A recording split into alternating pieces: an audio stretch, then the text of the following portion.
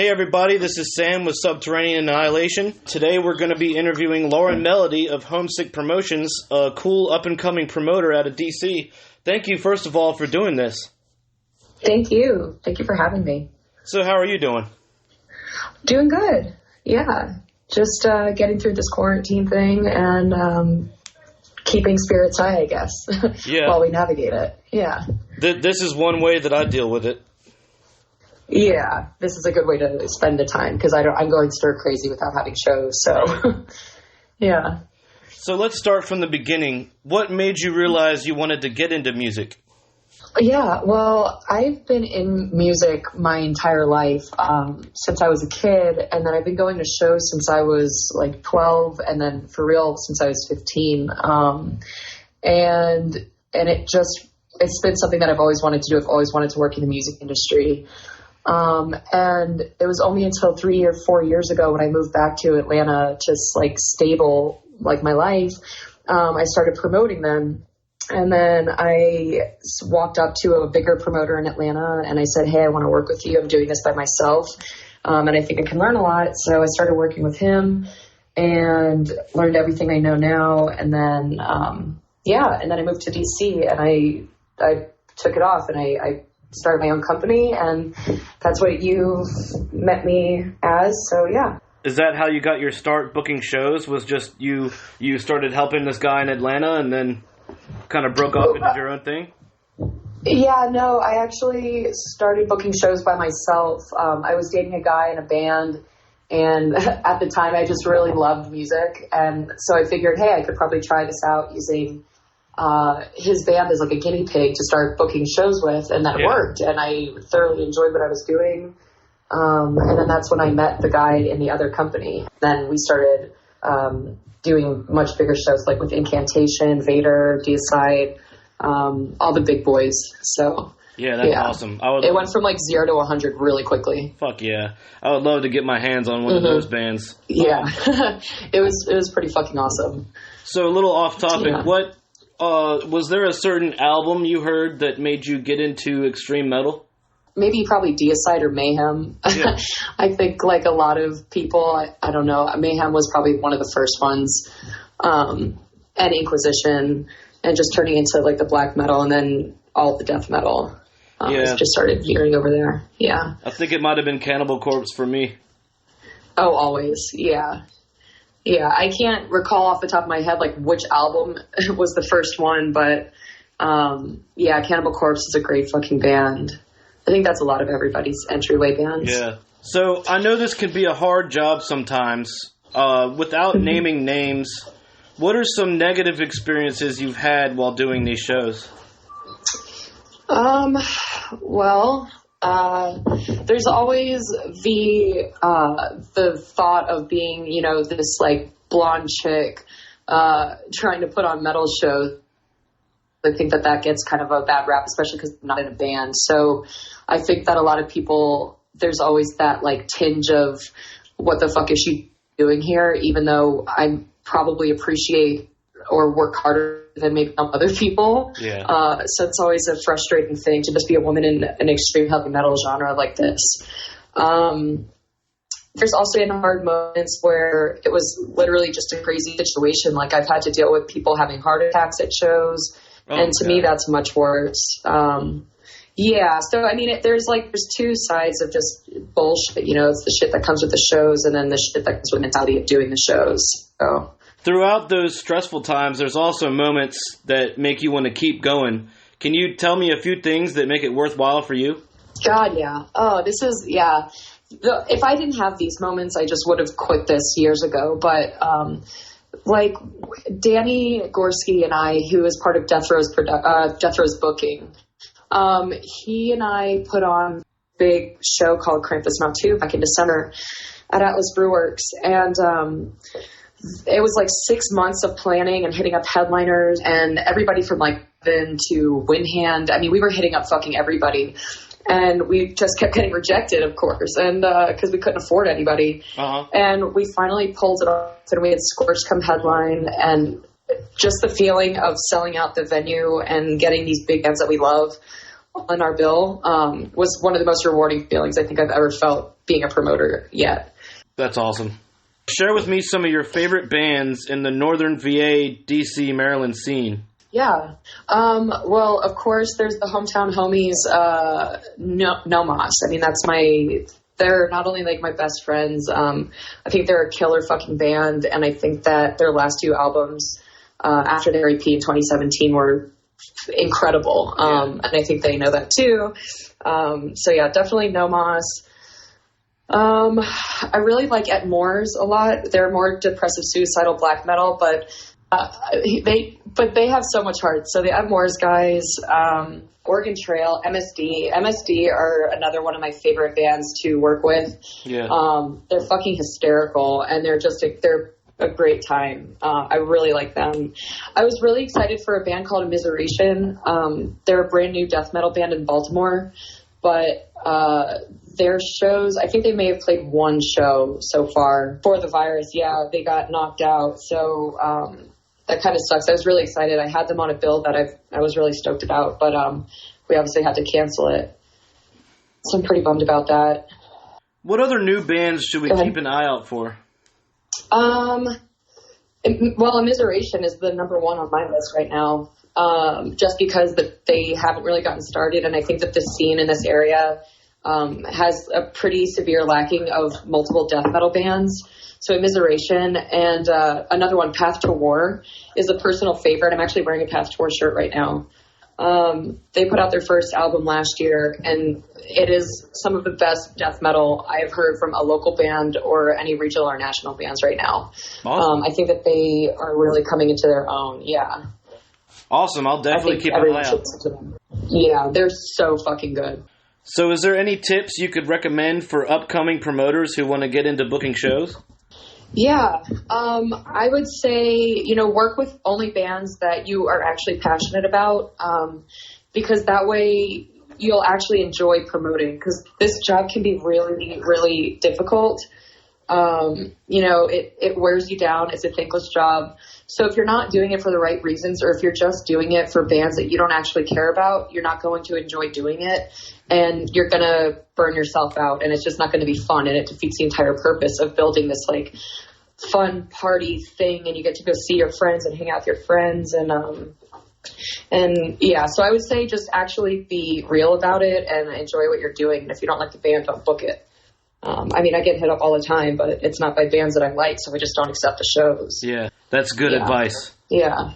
Because I when I first got into it, I would do these contracts with these agents, and I would almost never enjoy it. I would never enjoy the band. I would never enjoy the show, and just the stress was crazy. Yeah. In the beginning, I remember my first year when I jumped into the other company with the guy in Atlanta, because he was going so fucking fast. We were doing like 5 shows a week, and they were all really big, and the contracts were big, and so they had to be hits. And like, it was really fun because I got to work with bands that I've always dreamed of working with, but at the same time, it was extremely stressful, and I wanted to quit like once a month at least. Yeah, I remember at least. Yeah. But I think the longer you do it, the more you just get onto, you figure out what you like and what you don't, what makes you want to quit and what makes you want to stay. And you just really focus on the part that makes you want to stay. Oh, definitely. So what is your craziest memory or moment from a gig you booked? It would probably be that heart attack that I mentioned. That was just totally out of left field, and I didn't know how to deal with it. We were, there was this guy in Atlanta who wanted to throw like a birthday party and have a bunch of bands, and he wanted us to be the promoter of his birthday show, basically. So I was there running it, and he had like these chicks dressed up as nurses and doing this like dance with a stretcher in the middle of the pit. It was like this whole thing. Yeah, it was very strange. And at the time, that venue had a raised stage, like maybe, 4 feet up. And so the guy, the birthday boy, was on stage addressing his like audience, and all of a sudden he just like seizes up and he like falls off the stage. And I'm like, what in the hell is going on? Turns out the guy has like a heart issue, and he was having a heart attack. So we had to get the ambulance. Yeah, I was like a new promoter at this time too. I think it was one of the first shows I was running alone, like not with the guy that I'd started working with. And, I was like, hey, what do I do? This guy's having a fucking heart attack. And, that was a pretty crazy moment. Yeah, that's crazy. I don't even know what I would do if that happened. I told the girls that were doing the little dance or whatever, I was like, just go do it again. Like, just go do your dance again.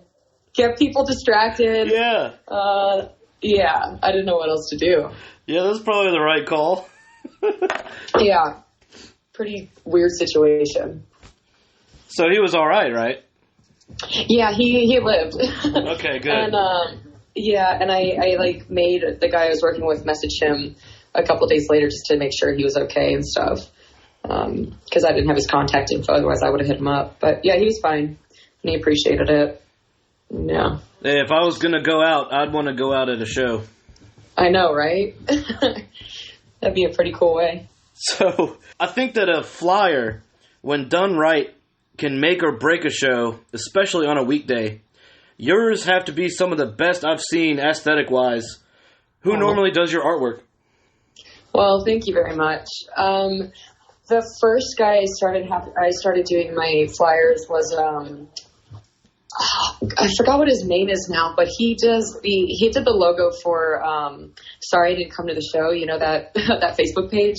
Oh, Will Foster. Yeah. Whoever made the logo for that's who did my flyers in the beginning. And then after that, I started having the guy, Brian from Laser Wolf, do my flyers because he's just a really good graphic artist, and he did quite a few of them.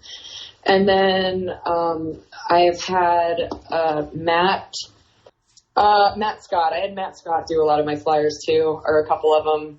I've always really liked Matt Scott's posters, especially the grindcore ones, because he makes such a political, also kind of like apocalyptic style, and it makes you want to go to the show.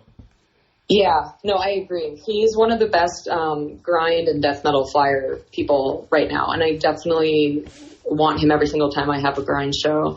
And he always takes it into consideration, like what angle do you want the flyer to look like? What is there anything in particular that you want on it? He's really great. My last flyer that I did or had made was for the Rotting Kingdom Undeath show that unfortunately got canceled. Yeah. And Scott Taysom from Cloak did that one, and he's a fantastic like black metal, death metal, like doomy graphic artist. So I'll definitely use him again once we get back going. Right on. What are some accomplishments you are proud of? I would say I was proud of the work I was doing back in Atlanta, but I couldn't take, obviously full credit for everything because the guy I was working with was the one booking it, and then we were just promoting them together. But I'm really proud of what Homesick Promotions has been doing, and just coming up to a brand new city, not knowing a single person, not having any contacts, not knowing any venues or bands, and just moving up here with like the knowledge of how to do it. And, starting from the ground up, I was hitting up like DIY Facebook groups, like the DIY touring groups, just to put any show together, just to get my name out there. And then in February of like 2018, shit just started, like snowballing. Like the shows got better, the bands got better. And, as of lately, especially ever since Krampus knocked, I've just been getting hit up with better bands. And bigger bands, and so I'm just really proud of just the momentum that the company has gained. I'm just very proud of that. Yeah, that is really impressive, and I think word of mouth has a lot to do with it. When bands talk to each other, that's how your name gets out there. It absolutely does. It's all 100% about who you know and putting yourself in front of the right people, but also from the honest standpoint, so that you're not just, wasting anybody's time and wasting your own time. You're actually there because you're trying to make this one specific thing happen. So when it does happen, it's a really nice payoff. It feels really good. Exactly. Do you have a favorite show recently?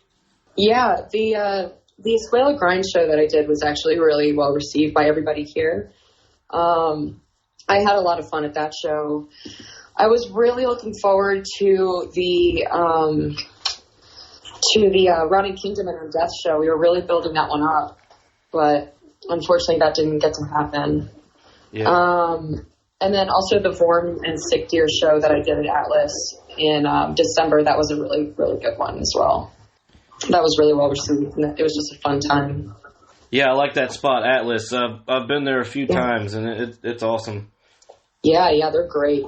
They are so nice. And they treat the bands well, and it's free, so there's no overhead for their promoter. So that's what makes it even a little bit easier to do DIY shows. Yeah.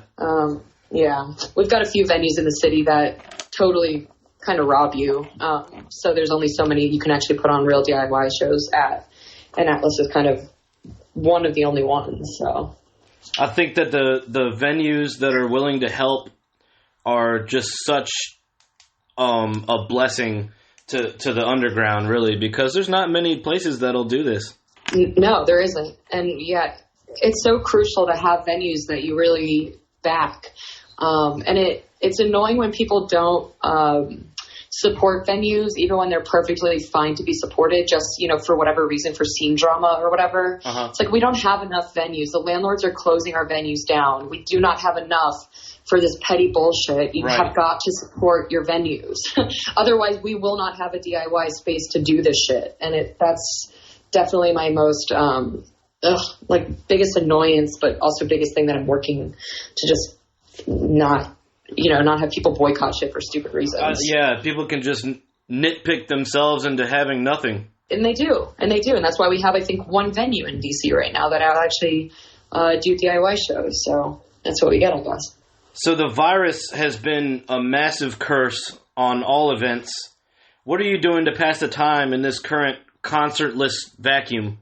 Yeah, well, dreaming about concerts, first of all. Yeah, I am just missing them. I was watching live footage from shows from all of 2019, my shows and Ripping Headaches and, all the good boys that were here, all this year, and just missing them. So I just listen to my friends, just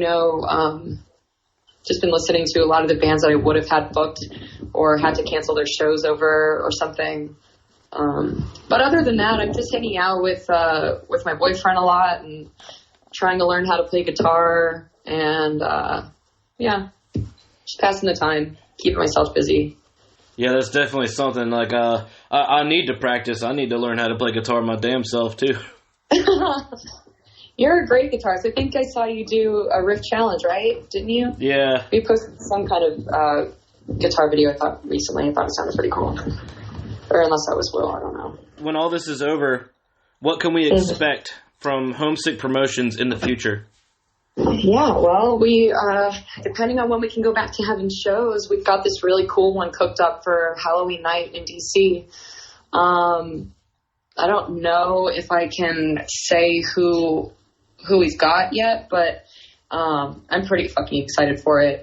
Danny Gorski, again, from Death Row's bookings, and John Letskis from Nomos, and I are putting on this show at Songbird with Skullcrack and Corners Report, sorry. That is your band. I can't think of it anymore, goddamn. But yeah, we're putting on a really sick show, and it hasn't been announced yet, and I'm hoping that we can still have it. It's on October 31st, so we will see. And then, of course, we've got Krampusnacht, which we have not started booking for yet because everybody's life is just in such big limbo. Yeah. We don't want to be like dicks and say, hey, sorry, we know you lost your job just now, but you want to come play the show in December? Like, yeah. No. It's the last thing people are thinking about, So yeah, but the Halloween show and the Christmas show are definitely going to be my next two big ones for the year. Right on. Yeah, I'm hoping that by the fall everything should be. Hopefully, everybody will be back open because we might not have a venue by then. Mm-hmm. Yeah, Riff House. Yeah. Man, yeah. The best we can do is just keep going there, buying their food, drinking their beer. Or buying the gift cards, I feel like our venues are going to be holding on by a thread by the time we can open again. And I feel like when this is all over, everybody's going to be so starved for a show that it'll just all be sold out, all be crazy. That's what I'm hoping. No, I completely agree. God, can you imagine that first show when we can go back? It's just going to be like the biggest homie reunion. Oh, I can't wait. I cannot wait for that first show back. I wonder who will get the honors of playing that. Right? Yeah, I hope it's a good lineup. Yeah, I hope it's No Mas, because I love those guys. I didn't get a chance to say it earlier, but I love the No Mas guys, and every time that they play, they just absolutely destroy. And I don't know how that they can play that tightly when they're drinking that much. Yeah. I know. Those guys can, like, run the fucking show. They every time I've got them on a bill, it doesn't matter who, like, the headliner is, if I have them as direct support, the most people are in the room for No Mas every single time. People go the craziest for No Mas. They demand encores. No Mas is definitely holding something very, very important and very special right now. So I'm very proud of them for how hard they hustle and just where they've gotten. And I can't wait to see what else they're going to do, because there's so much potential. Oh, yeah. It's huge. Yeah, it's a bummer that they had to cancel their tour because of coronavirus, but I think they were going to play MDF and Ear Slaughter up in Canada, and then I think do something like 70 different dates or something. Yeah. John booked a mammoth of a tour for them. So I'm pretty sad for them about that. It's a lot of wasted work. Well, they're going to bring it back. They always do. And they're one of the hardest working bands, I think, in grindcore. Currently in that area. Yeah. I also really like Needle and Ixius. Yeah. God, those guys played here and they just completely destroyed. I was like, oh my God. Yeah. Hell yeah. It seems like your area of DC, Maryland, Northern Virginia just churns out great grindcore. No, it's really cool. DC is definitely embracing the fuck out of grind, and it's really, really cool to be here for that. You know, because DC is so well known for, like, DC hardcore and all that shit back years and years and years ago. And now I feel like it's turning into, like, DC grind. Like, that's such a thing here now. Yeah. So I'm really stoked to be part of it. Well, thank you so much for taking the time to be on our channel. Thank you for having me. Yeah, that's awesome. It was great to talk with you. That's all for today. Be sure to follow Homesick Promotions on Facebook and Instagram for 6 shows. Leave a like and a comment on this video to let us know how we did, and subscribe for more underground filth.